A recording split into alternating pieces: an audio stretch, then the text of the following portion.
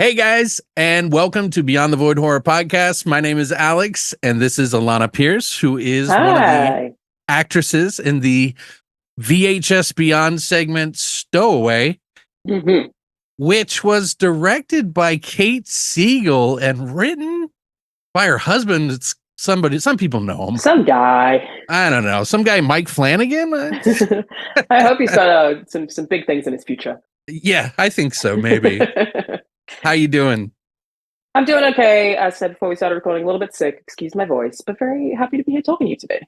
Yeah, I'm very appreciative of you coming on. Actually, I've been actually following you for a while. But back in the PS4, Xbox One console war days, Yeah, you're probably one of the going. most level-headed people out of all of them because everybody had to pick a side and it was this big thing. So yeah, it's certainly still happening. Those wars will rage on. I saw the movie last night and I gotta know, how did this all come about? Like with everyone, did you audition? Like, how did it come about? I can't speak on behalf of everybody. I actually don't know how Kate got approached. I imagine Kate asked Mike to write it. That part I can imagine, but I got approached because I've been friends with Kate Siegel and Mike Flanagan for a pretty long time, and I was a non-union actor at the time, so I had done some acting, but was non-union. This is a non-union project, so Kate, I think, you'd have to ask her to make sure, but when you make something indie, you want to work with a friend. It's a directorial debut. You want to work with someone you know. It's a lot more comfortable doing things that way. So Kate basically just asked me. She saw an animated short that I was the lead of, and she was like, "Oh, you can actually act." And she got the opportunity. Had Mike write the script again. I'm assuming that order of things makes sense to me, and just asked me to do it. So my immediate reaction was basically, "Are you sure?" I think that's what I said. I was like, "Only if you really want me to." And because I knew how important this was to Kate and how excited that she was to do it, and that she killed it, and I can't wait to see where she goes with directing from beyond. It's like she did such a fantastic job. She was such a natural. Like, it was amazing to even have the experience of being able to watch her direct. Like, I'm so excited for any actor ever that gets to work with Kate. She was wonderful. But my whole thought process the whole way through making Stowaway was just, don't fuck this up for Kate. I was just so conscious of being just make this as easy as possible. Like, you always hear horror stories about actors being disasters on set, and I was like, if I can be the easiest person for Kate, that's the goal. I just want to be very easy and give her exactly what she wants. So I was really focused on that, and I think it probably helps in a lot of ways to if you think about the whole audience, you can probably get really intimidated if anybody's going to see it. But I was just focused on Kate, so she was amazing to work with. I feel really lucky that I had someone as experienced as Kate Siegel, who's such a good communicator, who has all this acting experience. I keep saying, it feels like it was acting on easy mode. Sure, there are plenty of challenging things about making it, but I got to do it for Kate. So it's just, well, this is the first time I've seen you act in, not on a video game or, something like that. Yeah, I've done little bits and pieces of acting, and I did study acting in high school for one of my elective subjects. So I have done little bits and pieces of acting, but it was very just a judgment-free zone. There are a lot of things when you're acting in something like this that can feel really silly. Or maybe I do a take where I'm just going to try something different, or I'm just going to do a really dumb one. And I never felt any judgment. Even though I may have felt like I was doing things that were ridiculous, Kate never made me feel that way. It was just a very comfortable, really fun place to be, making jokes between takes. And I kept, in order to make sure that she could hear my microphone from the monitor, I kept just whispering things to her. I'd be like, you and that Mike Flanagan guy, that's not serious or anything, is it? I just kept whispering to my microphone to make sure she could hear me. So overall, it was really, really fun. I'm just so honored to be a part of it at all. That's awesome. So how was the set? Was it a lot of crew, or was it just a couple of you, real intimate? Because it was a very, claustrophobic a little bit in some of the scenes. So we had a fair amount of crew, a middling amount of crew, but there were a lot of really complicated things about shooting it. So a lot of this is shot in IR, which is infrared. So we use infrared lighting. And there's this really funny thing about infrared lighting where your pupils can't perceive it.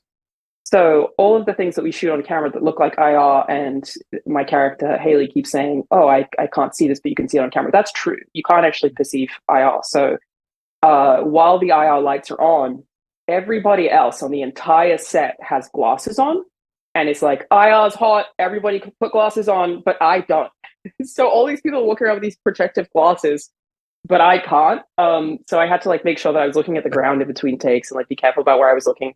Of course, like we had a whole bunch of safety people who were making sure that I was okay, but that was definitely a funny thing. It was like everyone else is like walking around with these like goggles for IR, and I'm just there like, so yeah, it was like a closed-ish set, not a ton of people. More than anything, like definitely had to work really, really closely with our director of photography, Michael Femignari, who is fantastic, because so much of it is making sure it looks like I'm holding a camera, even though he's holding a camera, and I'm basically like hugging him. So that was we had to like kind of do some dancing to like say, okay, I'm going to say this line here, and then we'll walk this way, and then we'll do this. So I feel like I was like waltzing with Michael Femignari a lot of the parts in the spaceship. Now, I noticed in the very beginning, and this isn't spoilerific for you guys that are watching now. I won't spoil anything, by the way. But in the very beginning, you're kind of going through your motions, like as a journalist, because she's a journalist in the movie. And is there a lot of like, did you improv some of this, or was it all like completely written out? All of the beginning parts you're referring to were completely written out. A lot of the latter parts were improv Okay. because while there were a lot of beats that were written for me, because they're quite long takes, and a lot of it is like really because so much of it is focused on the camera movement because it's I'm recording it in theory. Um, it was like okay, well then we'll look at this and then we'll do this and then we'll look at this and then you'll say this. So yeah, there was a lot of improv in the latter half that was really fun. And sometimes I said something that was like ridiculous, and like we'd finish a take and laugh because I was like, I was just saying things. Like I would say the latter half of the script definitely. The former half of the script is I have a couple of classic Mike Flanagan monologues that when I read them, I was like, damn it, Mike. But they're so perfectly written. Like he's just you definitely don't need to improv anything Mike Flanagan has ever written. He's such a master writer. So yeah, it was definitely a blend of the two, like a big blend. We had a lot of space to be creative in for sure. Yeah, I can imagine the set at the end there. There was a few laughs, I'm sure. For sure. No, I don't want to say anything, but I mean, there was prosthetics in the film. And can you talk about that, or is there a way we can talk about that without being? I've been trying to talk to people about it and be vague in that. Yeah, I'll leave it up to you There. because I don't want to like. I know I'm so careful. I'll put all it. the weight on you. No worries. Great, thanks. There are prosthetics, and they are me. Which even that might be too spoilery. But yeah, I basically had to sit in the makeup chair for some of the parts of the movie, and I have had a lot of questions about how long that takes or what that's like. But because we shot the latter half of the movie first, I was actually memorizing the monologues while I was having my makeup done, so that was great. I was just Oh sitting there like wow, learning pass lines the and time like that. Yeah. yeah, yeah. And all of the girls who were doing that for me were fantastic.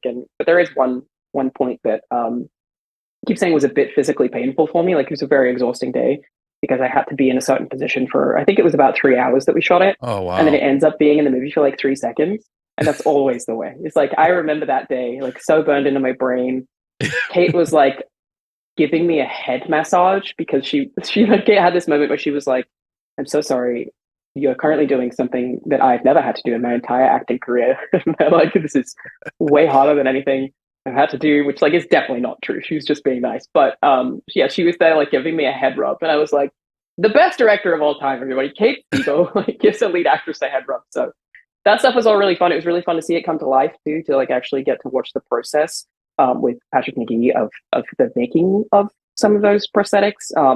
The whole of VHS has so many like really gnarly ones. Like I think one of my favorites is in Live and Let Dive. There's this like I don't want to spoil that either, but this like very gnarly, brutal thing that happens that I remember seeing an early picture that Patrick showed me and then actually getting to see it in the movie. I was like, oh, it's so sick. I Like think I I know feel what like you're talking about. Yeah. so good. I I feel kind like of laughed at VHS is that just part great at because I that can't help because it it's because so over the top. right. Totally. But Yeah. that's the fun of it. Like Yeah. so much of it's so disgusting and I love it. It's such a wild ride, and I do really appreciate like in VHS Beyond, there all the segments are really different and do really different things. Oh And I yeah. think that like I wasn't sure where they would put Stowaway in the order of things because ours is like very tonally. I think it sticks with you ideally. Hopefully that's how you feel. The claustrophobia thing really got to me a little bit because, like, and it's obscured. The vision of it is a little obscured too. So you're kind of in this uncomfortable space, like you, for Definitely, 3 hours. it's ideally like when you finish watching Stowaway, you should be like, oh, that's really fucked up. Yeah. And they're all, some of them I'm like more immediately fucked up, and they're all paced very differently. So yeah, I think the whole thing, I'm just so proud to be a part of it at all. I think it's awesome. Yeah. No, it was. I mean, this is probably one of the best VHS. Like, I'm so glad. I like all of them, but I just love anthologies in general. But Yeah, so much fun.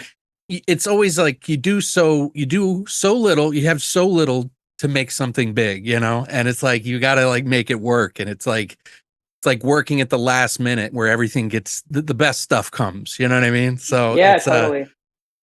but yeah, I was also kind of curious, like how you said it was really easy to work with Kate Siegel, being that she's also an actress and this is her first time directing. Like, was she different than anybody else you've worked with who's directed you?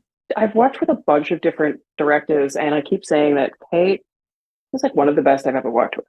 In that, like I've worked with people that had tons of experience who didn't know how to articulate what they were saying. Yeah.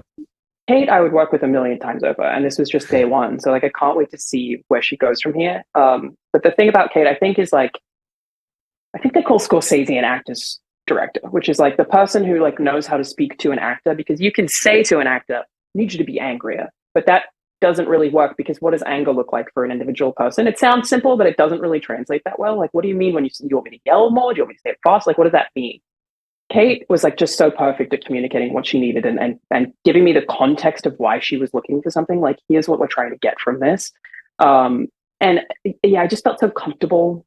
Was probably the biggest thing. Was like, it really was just like for me making a movie with my mate who just happens to be a superstar.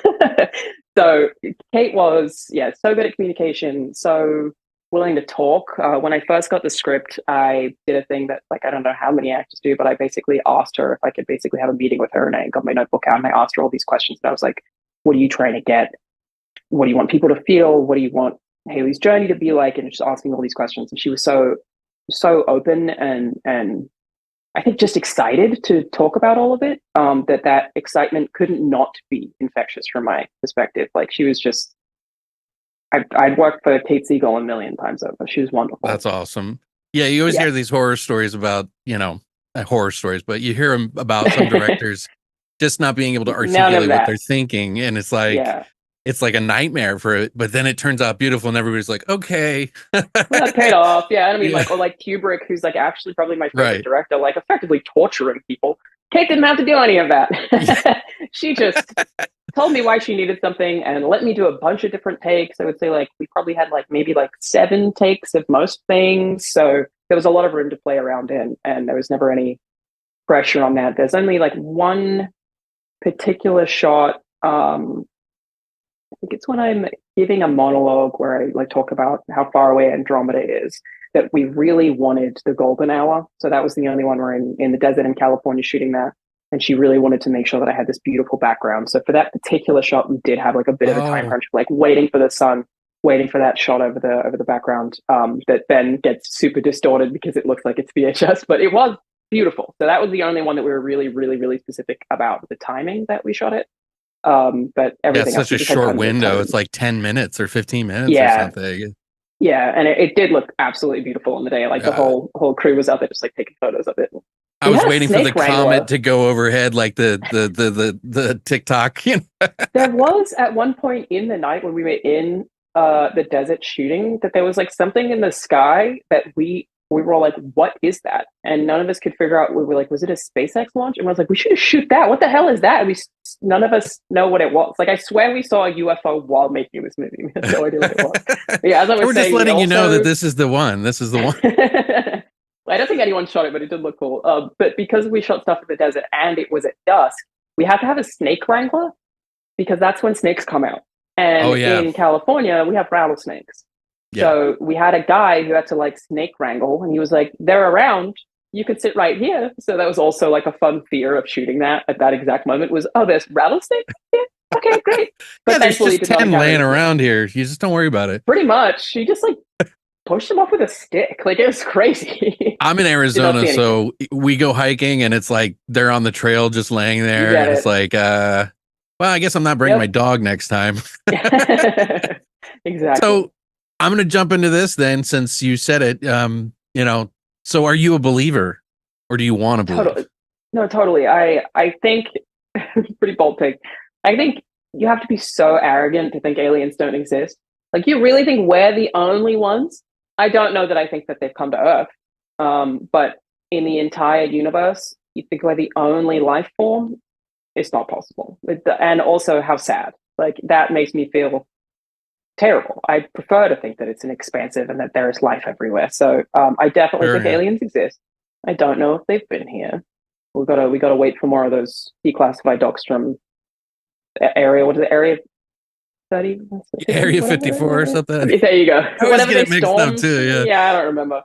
Aliens definitely exist. Don't know if they've been here though. Right. Okay. Or it could be us in the Mm, future coming back, to say, hey, that's we messed true. something up and we got to change the Yeah, DNA a sequence. real, And a real interstellar vibe. Yeah, yeah. it could be.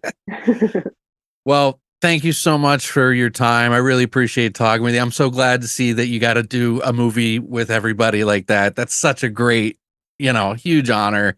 So Yeah, hopefully absolutely. this sends you on your way. Do you think you're going to Thank stay you. in gaming still? Or are you going to, if they go, hey, you know what? We're going to pay you a couple $1 million to do this one movie. You want to do it? Would you do it?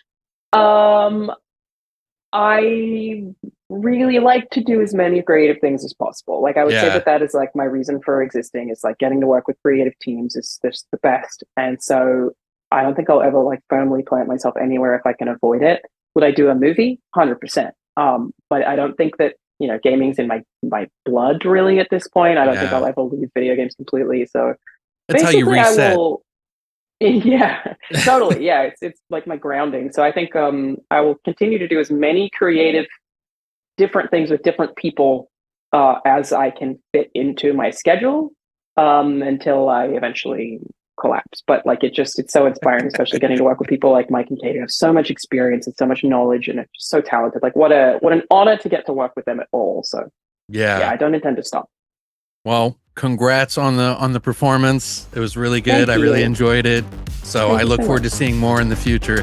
And Thank thanks you. again. Thank you.